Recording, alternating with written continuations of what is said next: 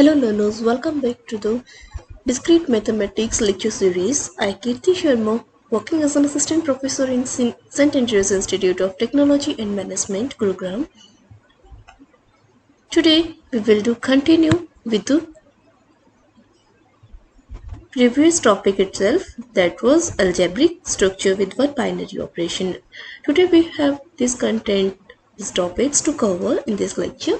So first we will discuss the order of a group or an element and an element, generator of a group, cyclic group, permutation group, cosets and normal subgroups. We will cover these all topics one by one. Okay, so just make make a note here, like order of a group and order of an element, both are the different things. It's very simple to understand. Like order of a group is just a cardinality. What do you mean by cardinality?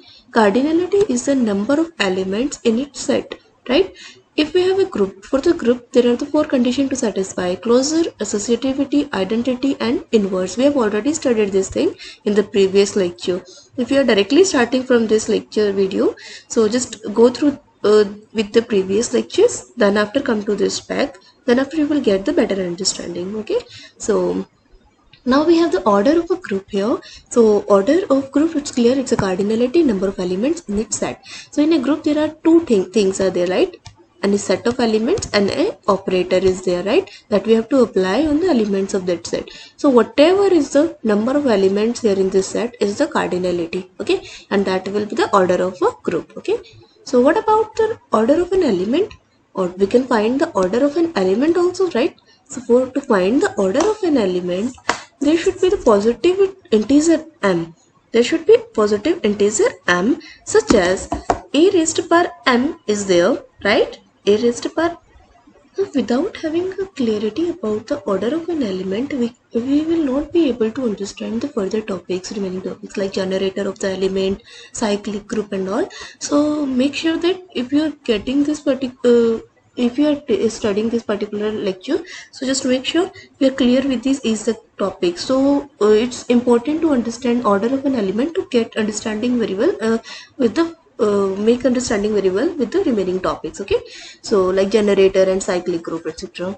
So order of an element is basically order of element A is a set of element A is a group is the smallest positive integer m, and it is denoted by a raised to power m is equals to e. Here we already know about this a.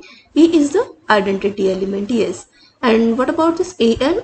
A raised to power m denotes the product of m copies of a, right? So we will take an example to get understand this order of an element is very well, like how to find the order of any element. It is denoted by, order of a group is denoted by this thing. This symbol is or you have already seen this symbol in set theory to find the cardinality of a set, right? So number of elements are there only. So to find the order of an element, this is the representation. Okay, so we are taking an example here to understand how to find the order of an element, right? In mathematics you have already know about this thing, right? If you are taking power of any number, I'm just taking here example. If you're taking a power of any number like a raised to power 0, right? Whatever is the number, like a raised to power 0 is like 1, right? Any power of any number is 1 itself, right? If you're doing a raised to power 1, a raised to power 2, a to a raised to power 3, this thing, and so on. You already know this thing, right? But from the group theory point of view, we have some defined operators and elements, right? In the group theory, we have a set, and on the basis of which we have some operator, and for the operator it is already defined the definition of that operator in the question itself or in the statement itself. So here something is different. Like if you are doing a raised to power 0 in the set theory, in the group theory, and a raised to power 1, a raised to power 3, little bit its meaning varies, right? If you are doing a raised to power 0, you have already studied like that in the previous like set theory also. Like it it's a null, right? If you're doing any power 0, then you're getting null. That is the reason we will not consider this particular thing. We will never get anything by applying the power 0. So in definition we have already seen about the positive integer. So minimum positive integer, that we will start from 1 only. Okay, so if we're taking a raised to power 1, okay, so a raised to power 1 2 3, if we're taking the value of a here, like for the in the case of I'm taking here any set to here which consists of 0 1 2 3 elements, right? And operation that we are taking here, addition modulo 4. This operation we have already studied in the previous lecture.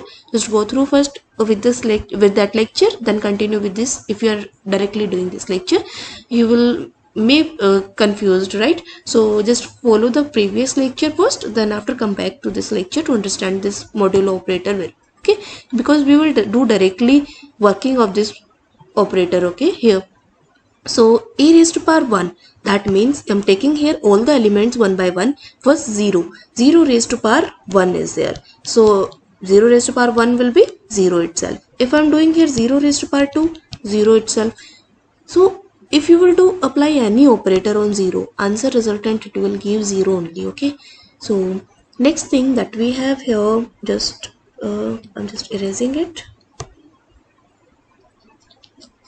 Next thing that we have is next element 1.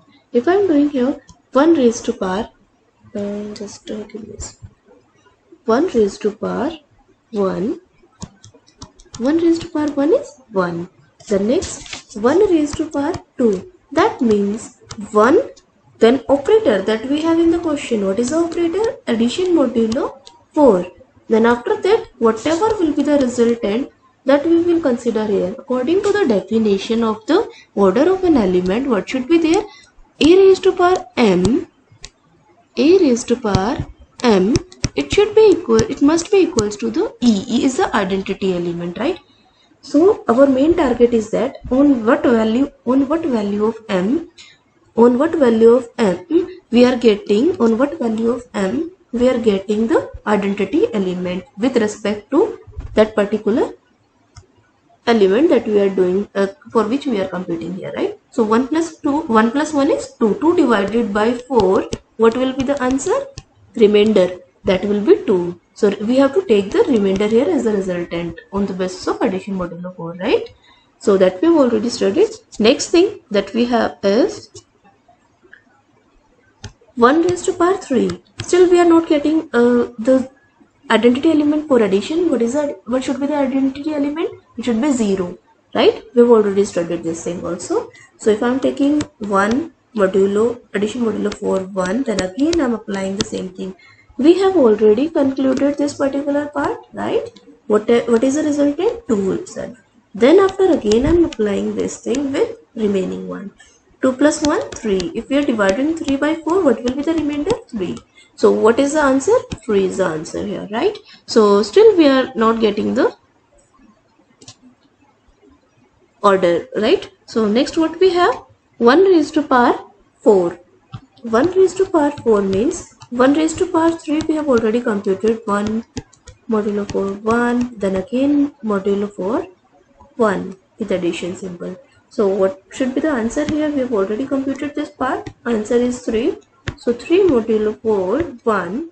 So 3 plus 1 is 4. 4 divided by 4. What will be the remainder? It will be 0 remainder. So for the addition modulo, identity is 0 itself, right?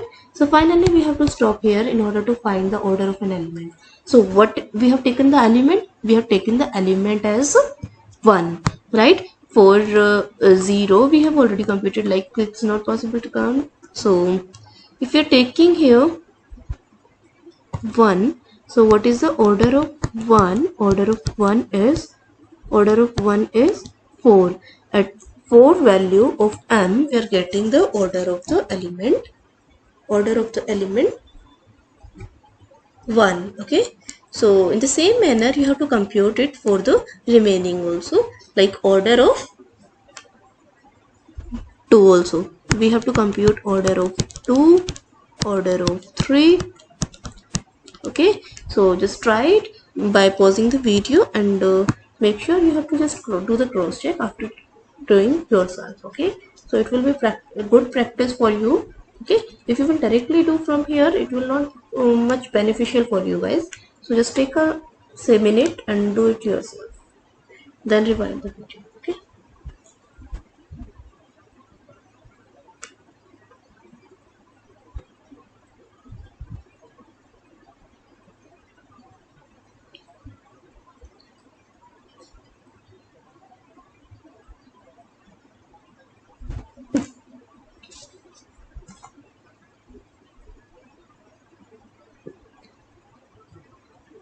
In the same manner, if we are computing the for the remaining one, here I left just one element also. It should be, there should be 0 also, right? Order of 0. What about the order of 0? Order of 0 we have already computed. Like order of 0 is 1 itself. Why? Because if we are applying operation on 0 with the power 1, then we are getting 0 itself. That is the identity element. So order of 0 is 1 itself. So we have to compute with this 2, right? So I'm computing here for order of 2. So what about the 2? If I am taking here 2 raised to power 1, what is the answer? 2. 2 raised to power 2. Then you can generalize it like this. 2 plus 2 is 4. 4 divided by 4, remainder is 0, right? So I'm getting here the identity element. So what is the order of 2 is 2. On the value, on the power 2, we are getting the identity element. That's why order of 2 is 2. Next we have 3. 3 raised to power 1 is 3. 3 raised to power 2, that means 3 addition modulo 4, 3. 3 plus 3 is 6. 6 divided by 4, what will be the remainder? 2. Still we are not getting the identity element. Then we move forward, like 3 raised to power 3. 3 addition modulo 4, 3. Addition modulo 4, 3. So 3 plus 3, that we have already concluded, right, with the value 2. So what about the 2 addition modulo 3? It will be 5. If we will divide 5 by 4, remainder will be 1 itself, right? Still we are not getting the identity element. So again I'm repeating the same procedure one, and then trying to find out the identity element. So we have computed this part already. So what was the resultant value? 1 from by concluding this thing. In earlier step we have already concluded this. 3 plus 1 is 4. 4 divided by 4, what will be the remainder? It will be 0. So finally we got the identity element. That means order of 3 we have also computed here. That is on the value 4 we are getting the order of 3, like identity element we are getting on value on power 4, right? That means this is a manner to compute the order of an element. I hope it is clear for everybody, right? So if you are not clear, just rewind the lecture series, rewind the video, and you will get the better understanding. Okay, so now we are doing the next topic, cyclic group.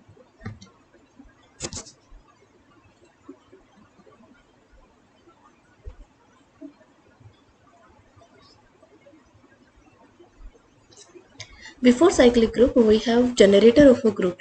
It's very simple. If you are already aware about, now you are already aware about the order of an element, how to find the order of an element, then it's very easy to understand. What do you mean by generator of a group? The generator of a group is a set of elements by one of its element. Okay, so it's a just wait, hold.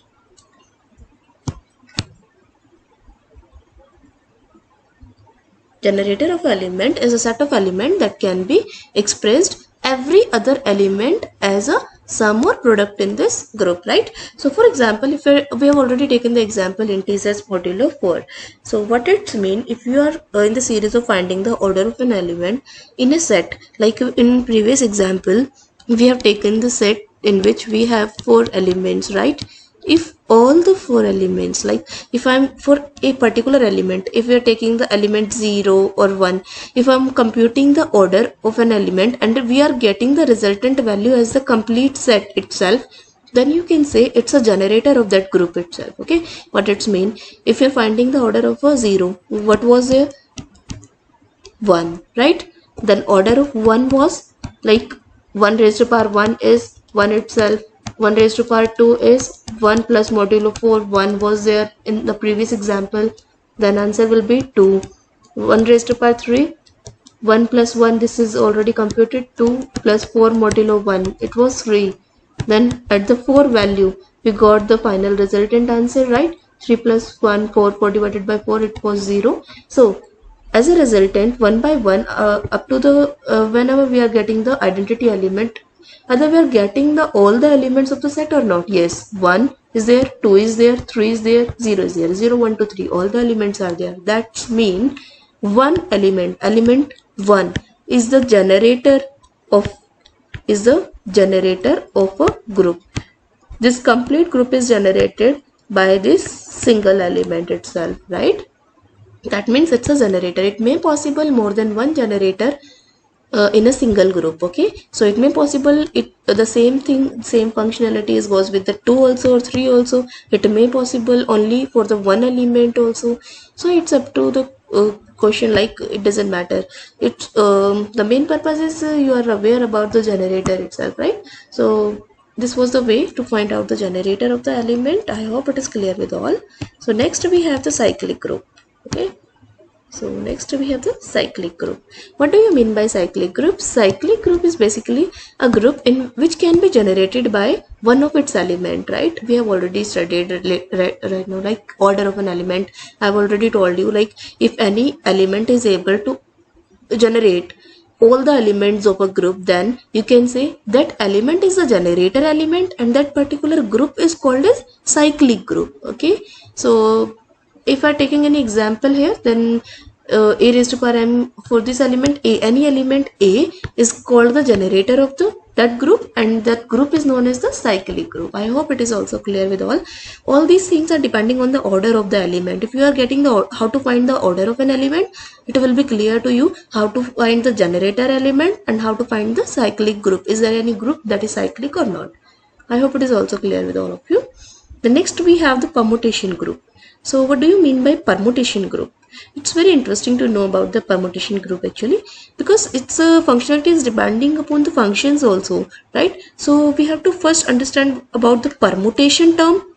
What is the functionality of the permutation? Then after we will join with this term with the group theory also. Okay, so this permutation of any set, if we are applying any permutation on any set, it's a bijection from A to A itself, right? What it's mean bijection, we have already studied in the function theory also, right? So if you know bijection, don't know bijection, just go through the function theory. Okay, so A should be the finite set here of an element, and there will be n factorial permutation, different permutations on set A will be there, right? So now we will understand with this permutation, this concept of permutation with the help of example. Okay, so this is an example. Here A is a set which consists of two elements, small a and small b. You have to determine all the permutation of A. So what do you mean? I have already told you in the previous slide that like n factorial is the possible different permutations of any particular set A, right? So if there are two elements in set A, then what is the possibility? It's a 2 factorial is the possibility to find the permutation, right? Here in this permutation P0, P1, there is two permutation we have mentioned here. So this particular part like A, just hold on. This particular part, I'm just changing the color to make you understand very well. Just a second, right? It's not changing the color. It's okay with the red color only. So this A and B is representing, I'm just deleting each and everything to make you clear. Okay, this A and B is representing the synthetical purpose here. A and B is same for all, right? So here we are denoting the permutation like AB. Two things are possible. Either you can write AB or BA. These are the two possible permutation with respect to two elements of set A. Okay. If we are taking next example here to get the more clarity, there are three elements in the set A, x1, x2, x3. There are three elements in set A, right? So you have to find all the possible permutation of set A. So three elements, that means 3 factorial, total 6 possible permutation can be possible, should be there, right? So P0, P1, P2 is representing up to P5, 6 permutation. Then this topmost side it's a kind of header to represent it will be same, and we have to just vary the below values, right? First possibility could be x1 x2 x3 by rotating the values, like if we are taking x2 first, then x1 x3 is there, right? Same thing, x2 first, x3 x1, either you can take x1 first or x3 later. There are two possibility. If you're taking x2 first, then there same here it was the two possibility, like if you're taking x1 here, x2 x3 will be later, or x3 x2 will be later. This is this part only, right? Same for the x3 in the x3 case, right? So these are the six possibilities with respect to three elements of a set A. I hope the concept of permutation is clear with all.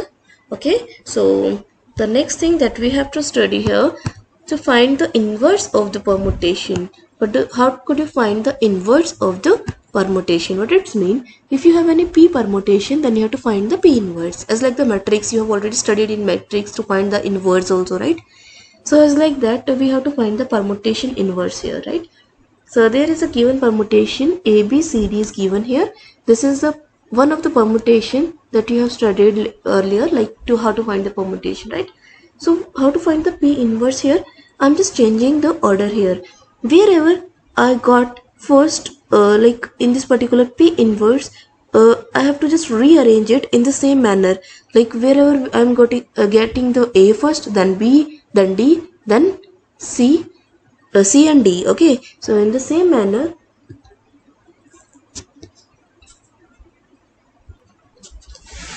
first write the, you convert these two rows, right? Inverse, we have done the inverse here. Like this row we have written here, and above one we have written below, right?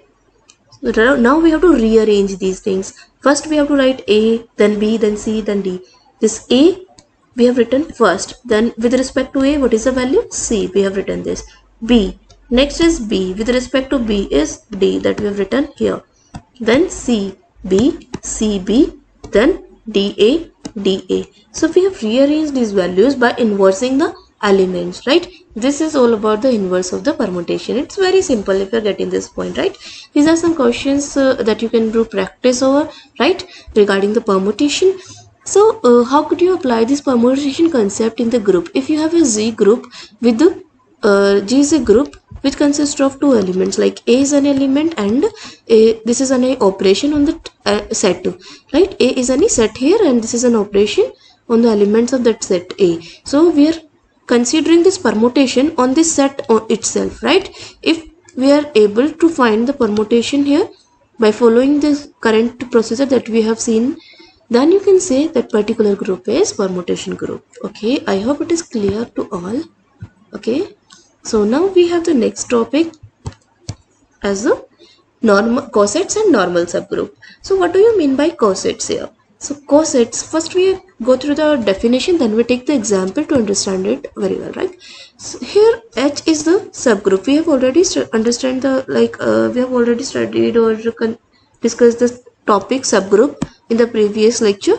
So H is a subgroup of a group G, right? And small a is the element that belongs to G group, right?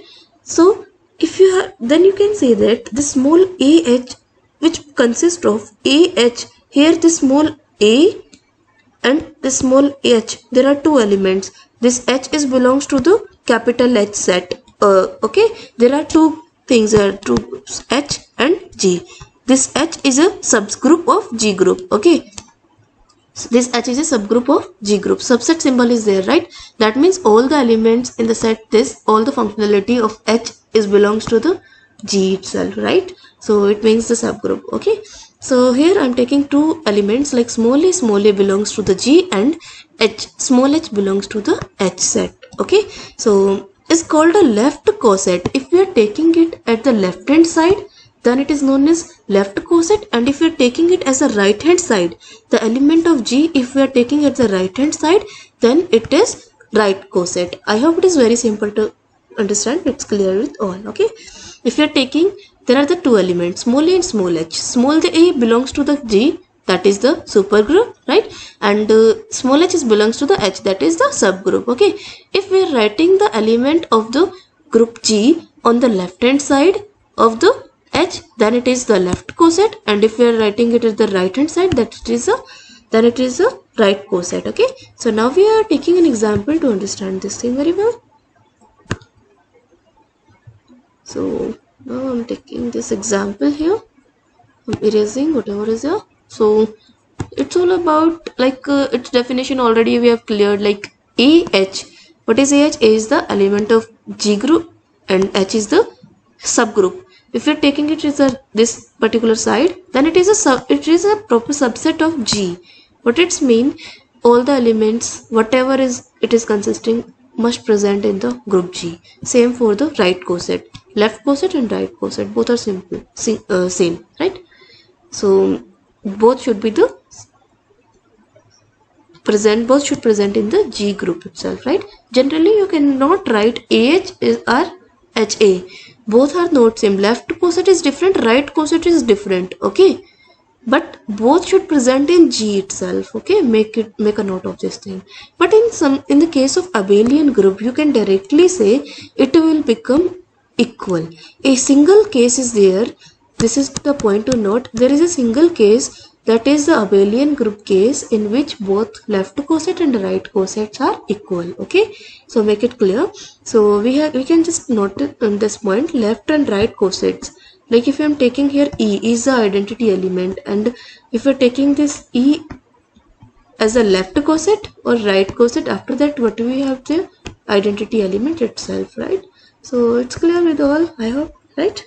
So now we are taking the next slide to understand this thing very clear. Example is here to understand this concept of cosets. Okay, there is a group G which consists of set of integer numbers and plus operator is there.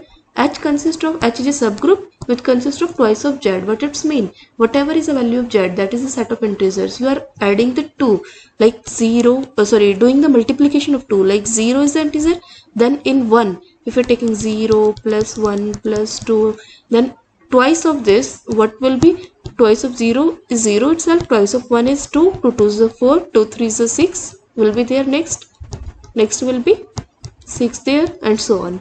Okay, so in that manner you have to find out the right coset of this H in G. So what about the right coset? You have to write the operation element of the G on the right hand side of the H, right? So operation could be anything. In the definition we have taken the product here. Now here it is given in the question, plus is there, right? So 0 1 2 are the elements of the G, right? Set of integers.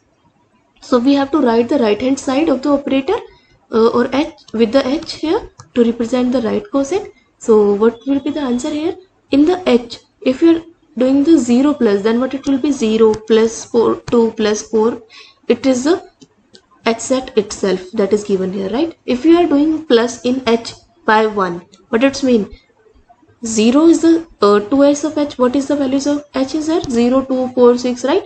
If you are doing adding the 1 in the H, what is the answer? 0 plus 1 is 1, 2 plus 1 is 3, 4 plus 1 is 5. We are adding 1 in H set that is given here. Okay, so whatever we are getting the answer here, we have noted there, right? Same for the H plus 2. So H plus 2 will give these values. So it will be the H itself, right? 0 plus 2, 2, 2 plus 2, 4, 4 plus 2, 6. So what it's mean? We are getting the repeated values like H itself. So it can easily be observed that any right coset and its corresponding left coset are equal, right? H plus 1, 1 plus H, H plus 2, 2 plus H. In what case? We have already said, like in case of abelian, left coset and right cosets are equal. We have already studied that thing, right? If any group is satisfying the abelian property, abelian group is there, then you can directly say left coset and right cosets are equal. Okay, so this example is clear, I hope. Next one is same thing. We have done this like H plus 4, H plus 5, H plus 6 and so on. To get the clarity that it's repeating like H plus 1, then again H plus 1. It will repeat again and again. There are only two distinct cosets that are possible here, that is H and H plus 1. All otherwise, if we are doing H plus 2, H plus 3, H plus 4 and so on, all are repeating either by the values of H or H plus 1. Two distinct values are possible here only by finding the right coset or left coset, right? So here we have taken the question for the right coset. So there are two possible distinct cosets. Okay, so it's clear. The it's also a theory note here to note it down, like union of the two distinct cosets is a group itself. Okay, the union of two distinct cosets is a group itself. So make it sure you clear this with this theorem also. It's a part of theorem actually, but you can note it with the help of example, and you can understand this thing with the help of example that I've already told you, this one only. Okay, so next is, this is example, like in previous example we have taken the twice of z as the subset value. Here we have thrice of z, right? You have to try it yourself. Okay, so if you have any problem, then we will discuss it later. Find all the cosets with 0, 4 and z plus 8. We have already studied about the integer with the plus addition modulo 8 also. So 0 and 4, this is a g value and this is a h value. Of course 0 and 4 are present here, it's a subset of g. So for this also you have to find all the cosets. Okay, so you have to find all the cosets here. So main important thing is there, this is an example, like it's important one. It's also called a Lagrange theorem. Okay, so if you have the h and k are the two finite subgroups of an abelian group G, right? Then you have to prove that this order of h and order of k, it division by order of h intersection k is equals to with this particular thing. You have to prove that condition. Okay, so to understand this theorem, it's important to understand this theorem very well.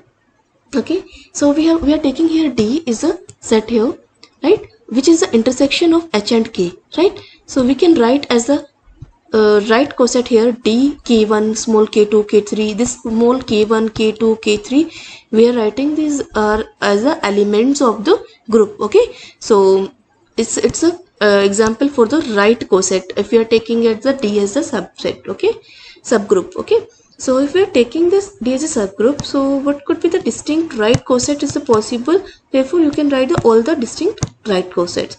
So all the right cosets will be this union of this is a summation. You can write here I1 to t, whatever will be the value final, you have to take is as the dki, sum of all dki we have stored is there in k, all the right cosets. Okay, if you write the small variables like elements belongs to the group on the right hand side, it will become the right coset. Okay, so I'm just writing it this value of t. What is the t here? Just wait, what is the t here? This t is a restriction, like how, up to what value you have to compute the right coset, right? So it's a order of k and order of d. We have already computed the order, like this is a order of groups. So order of groups are the distinct elements present in these groups, group k and in group d. Okay, so through which we can find the value of t that we can put to find out the all right cosets here. Okay, in same manner we have to compute the same thing here, h of k.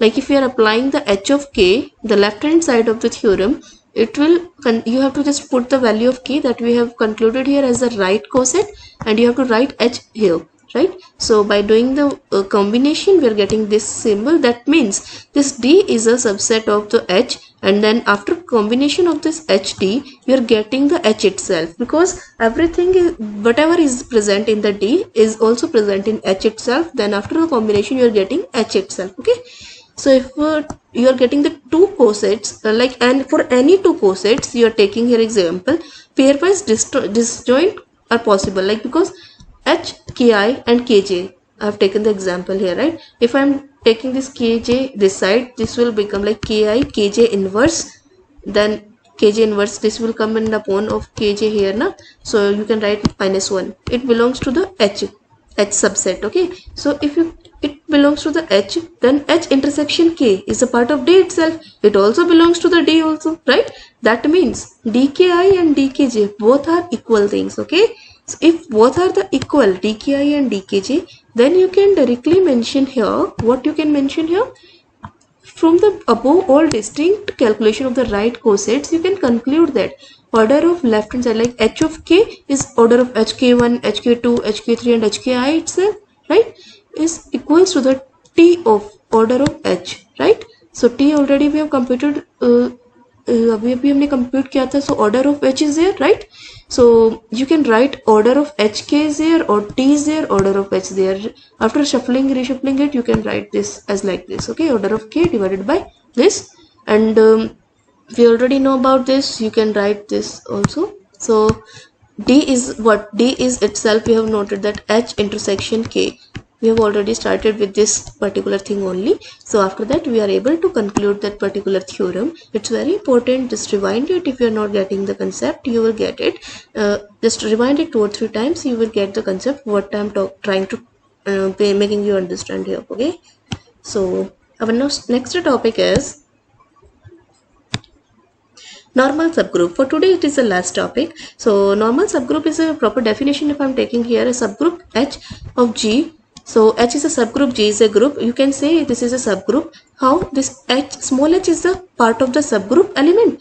This is the element of the subgroup h and x is the element of the group. You can write, if you can write this thing, then you can say it's a normal subgroup, right? What does it mean? This x is a element of group g. X inverse, you are doing the inverse of that element. H is the element of the subgroup. If this complete thing belongs to the H, then you can say it's a normal subgroup, nothing else. It's a representation of the normal subgroup. Okay, so I'm taking an example to get it over here.